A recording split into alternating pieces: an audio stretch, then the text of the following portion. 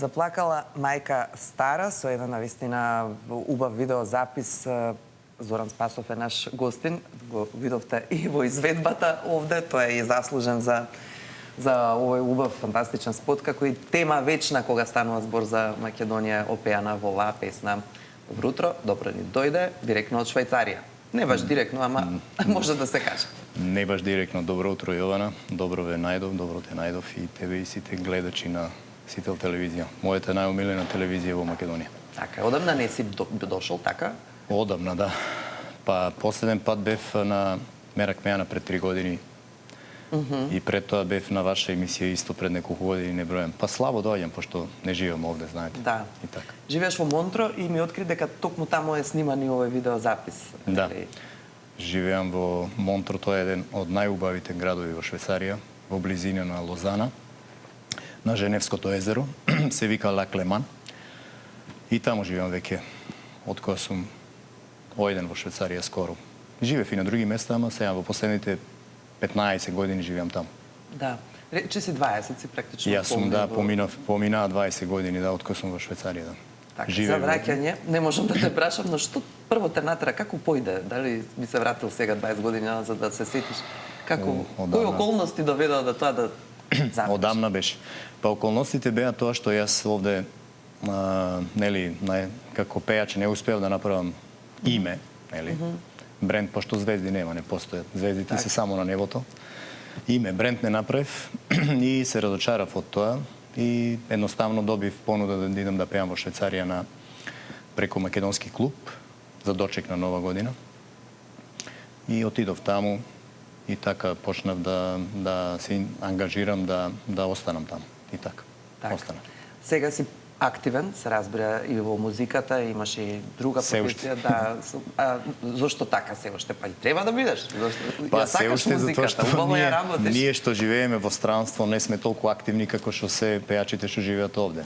Тие се овде, тие секојдневно творат, прават, нели, нови проекти, секојдневно си прават реклами, нели, по емисии таму, видеозаписи, така да, например, еве јас во Европа сум, ама има доста кои што се во Австралија, во Америка и тоа далечината не дозволува, знаете, и послабо ние. Јас, например, активен сум таму, во последно време пеам само на приватни веселби, значи роден ден и крштевки, свадби и така натаму.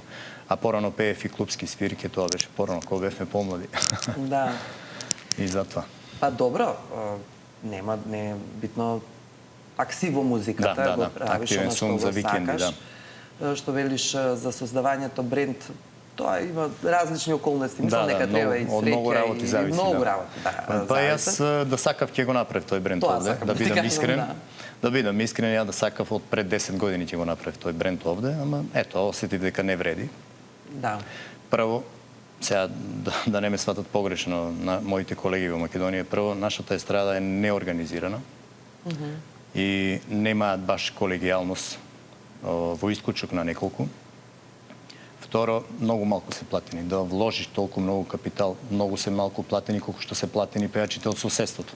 Да. Тоа треба да се организира, не знам на каков начин, на ниво на естрада, на ниво на, нели, ова, она, пејачи или не знам како, тоа ти меѓу нив треба да се организираат, па да, иначе скапо е да инвестираш во Македонија. Да, во музика, во спотови, во се. Кој станал преголемо име во Македонија во последните 10 години, освен двајца, тројца. А од тие неколку кои што отишле на Звезде Гранда или на Никад не е касно, гледате, некои веќе стана имиња. Така. Па добро, никад не е касно, односно никогаш не е доцна. Никогаш не е доцна. Да се направи бренд.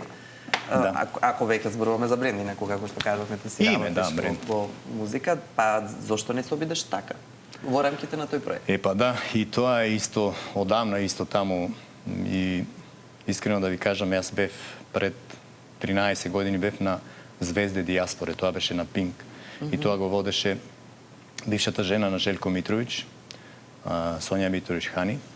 И таа ме убедуваше пред неколку години исто, кога беше во тимот на Ана Бекота и ми викаше да те пријавам. Не се пријавив некако, бев не гледав дека јас, пошто јас сум одамна нели професионалец. Так. Како пејач, како естраден уметник. И сега во последно време мислам дека би требало. Може би ова година. Да, би било добро. Тој проект се емитува на оваа Да, наша телевизија, да. ќе имаш веднаш и поддршка Една од голема. причината и тоа.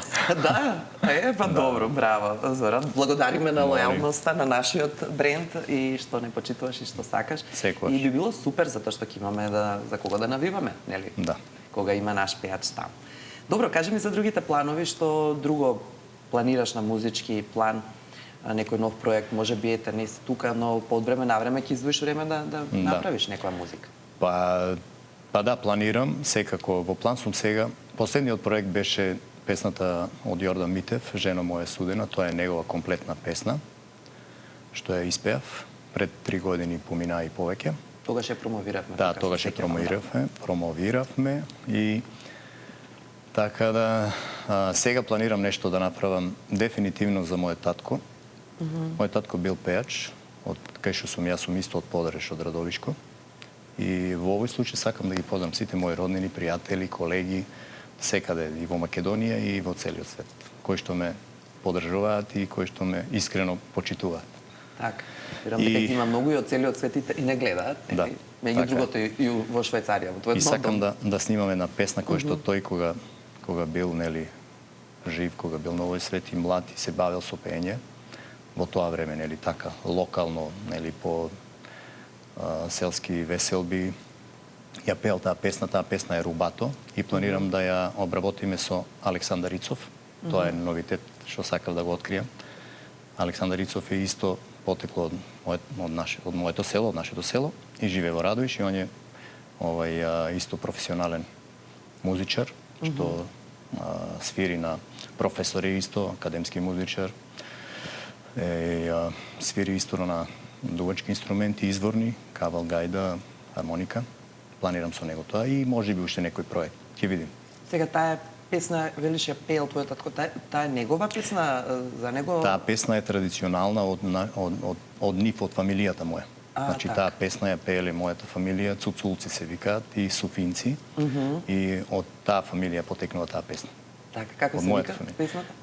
Песната за сега па добро, еве, заспал Иван. Мојот татко се викал Јован. Јован, нешто слично. Така. Ќе биде интересно, убава еве најава за да не заинтригираш да со нетрпение го очекуваме финализирање нели на самиот проект. Но гледам некои новитети кај тебе, морам пака да забележам. Да, заборавивме. Да, визуелно. Точно, тоа беше практично и поводот поради кој што дојде да направиш некое освежување, нели? Да. Па тоа беше, ова е значи никој не ме видел во последните денови, освен најблиските. Јас дојдов овде исто така за да направам втора трансплантација на коса. Првата ја правев пред 6 години во Истанбул, втората решив овде да ја направам со препорака на некои мои пријатели, колеги кои што исто овде правеа, видов видни резултати. Ја правев во Ватанмед. Така да ги поздравам исто клиниката сите во Ватанмед, Стефани и сите таму. И така да мислам дека за 2 недели кога поминаа веќе има некои минимални резултати или? Да, гледам јас дека има промена и добро, ама реалните резултати кога се очекуваат? Реалните резултати треба да бидат после 3 месеци, пола година и година. После година се ептен, значи доаѓаат до израз реалните резултати. Да, значи тоа е баш процес кој што трае, не е нешто што можеш. Затоа во последно време техниката, медицината, значи сето тоа е многу развиено и не е тоа толку болно колку што некои мислат. Значи првите неколку дена е така малце мораш да внимаваш и после месец дена исто да внимаваш исто. Јас затоа бев овде 10 дена за тие секојдневно да ме значи да ми ја мијат главата, да и така натаму да се окупират околу тоа.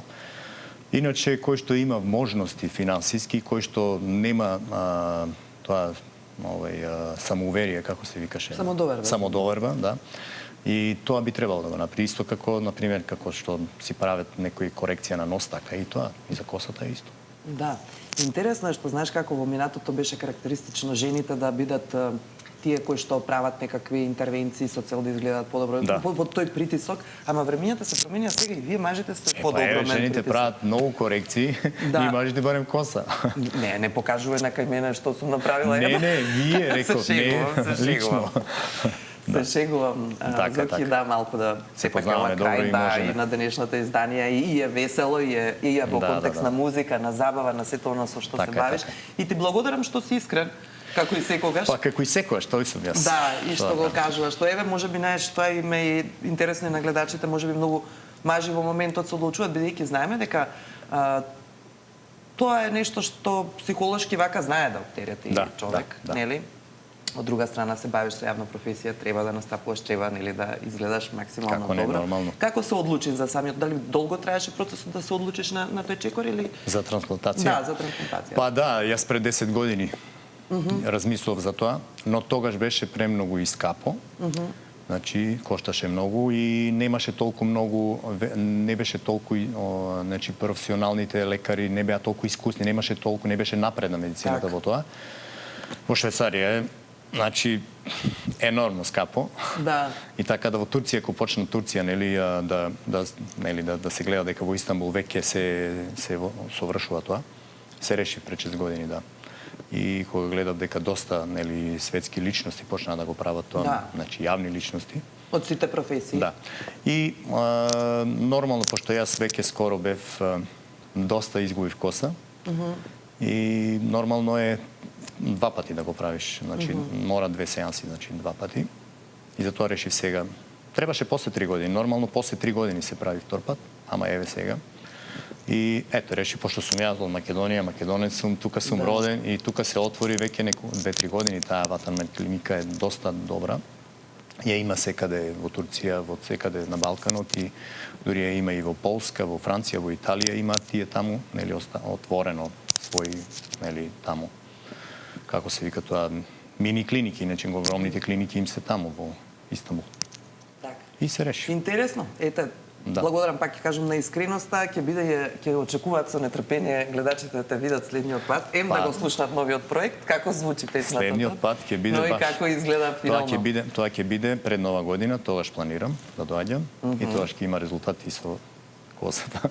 И тогаш ќе дојдам исто за новиот проект и за некои емисии. Така. И чекаме да бидеш пријавен веќе во новата сезона на Никад не е касно, нема да се повлечеш. Подсети ме, да. Да, ќе те подсетам, да, можеби тогаш ќе бидеш и повеќе на релацијата. Тие малку се напорни тие снимања. Напорни се, да, напорни се. Верувам дека и тоа те одвраќало. Па тоа ме одвраќаше, порано беа секоја недела, сега се снимат по 2-3 емисии. Така да одиш 2-3 дена, снимаш и после месец дена си. И нели од круг во круг. Така, кога заминуваш назад за Швајцарија? Денес се враќам, да, вечер. Да, ми кажа дека денес е практично 17 часот авионот. Добро, имаше време и да се видиш и со пријателите и со сите, ги поздрави останатите кои што можеби нема прилика немаше прилика во овие денови да ги видиш. Дојде кај нас, ги поздрави на овој начин, па за крај на ова дружење да се дружиме музички, односно да ја слушнеме една од твоите песни. Така. Ајде.